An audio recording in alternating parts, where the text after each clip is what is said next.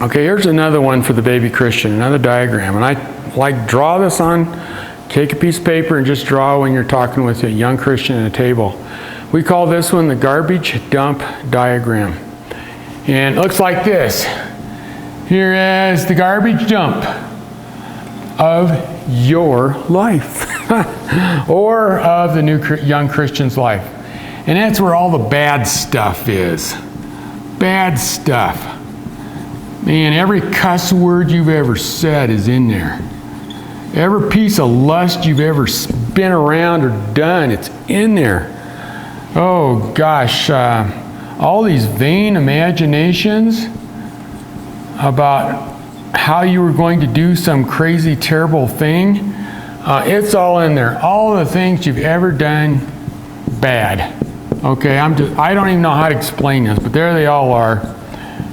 I'm just making it as bad as I can make it here. But we just call it a garbage dump.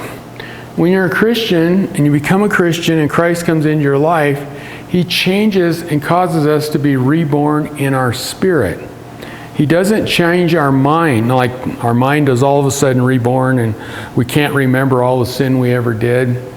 It's not like that. My mind then needs to be transformed as I get to know God better and as I get into His Word and I trust the Holy Spirit to put that and change me as I go. But every one of us has a garbage dump in our life, in our mind, somewhere.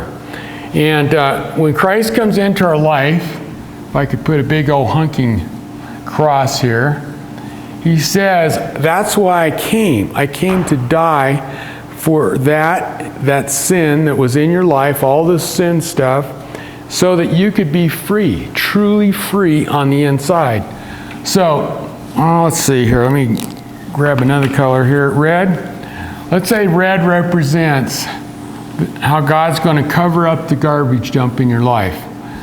He's putting in a whole bunch of His grace, whole bunch of His love, whole bunch of His mercy, whole bunch of, His care for you. You know it says in Psalms 139, He thinks about you as much as the sands of the sands of the sea every day. How many times can that be? It's an enormous amount, but He covers it all up. And He tries to make it 6 or 7 feet deep, let's just say. That's kind of what they do at garbage dumps, They put dirt over everything.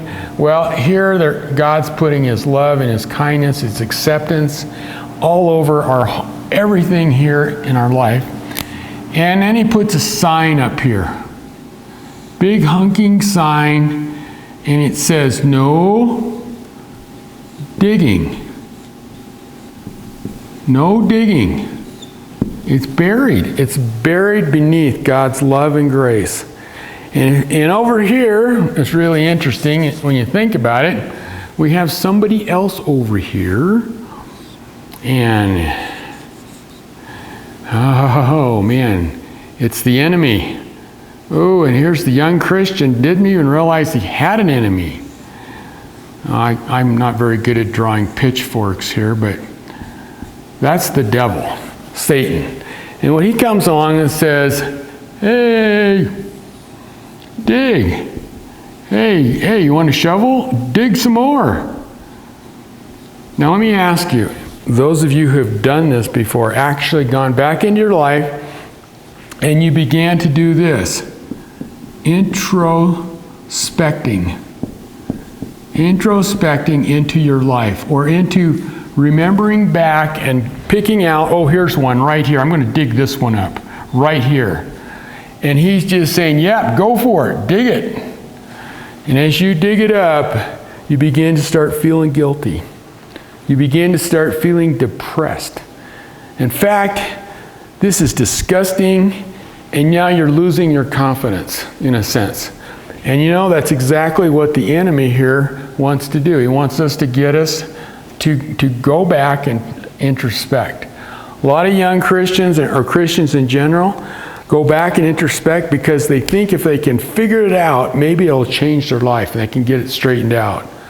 Well, most of the time, that just doesn't work at all. The more you introspect, the more depressed you get. And for a young baby Christian, that's the last thing he needs, is to be depressed, because the enemy over here is putting into his mind he needs to go and dig. So it's the garbage dump diagram of our life. Everybody has one. Refuse the temptation to go back and dig. You know, instead focus on Jesus Christ. That would be, I'll put a big VS here. Focus on Jesus. And you can do that simply by reading a book in the Bible. Let's take the book of John.